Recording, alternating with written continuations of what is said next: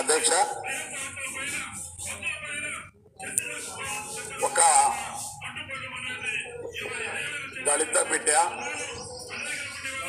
Senior శాసనసభ్యులు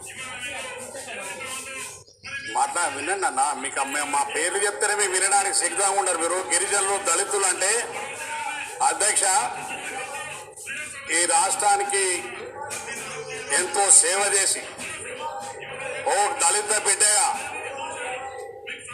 మరి అనేకటువంటి కార్యక్రమాల్లో పాల్గొంటున్నటువంటి కడియం శ్రీహరి గారిని వీరు మాట్లాడినటువంటి తీరు, వీరు ప్రవర్తిస్తున్నటువంటి తీరు దళితుల పట్ల, గిరిజనుల పట్ల, ఆదివాసుల పట్ల వీళ్ళ యొక్క ఫ్యూడల్ మనస్తత్వం పైన శ్రీహరి గారి వైపు చూపిస్తూ మిమ్మల్ని నిన్నిట్లా కాల్చేసే తుపానీ గమనించిన అధ్యక్ష. వీడియో తీయండి, కెమెరా తీయండి.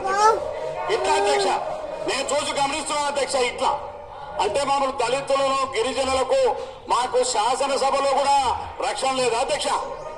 మమ్మల్ని చట్ట ప్రకారం ఇక్కడ వచ్చినటువంటి మా పట్ల వీళ్ళ దాడులు ఇంకా ఇక్కడ కూడా మమ్మల్ని దాడి చేసి చంపుతామనేటువంటి బెదిరింపు ప్రవర్తన ఈ సభా సాంప్రదాయం రాష్ట్ర ప్రజలంతా చూస్తున్నారు అధ్యక్ష.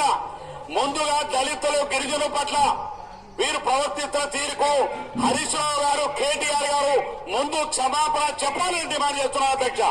దళితుల, గిరిజనులు అంటే మీకు అంత చిన్న చూప అధ్యక్ష ఇవాళ.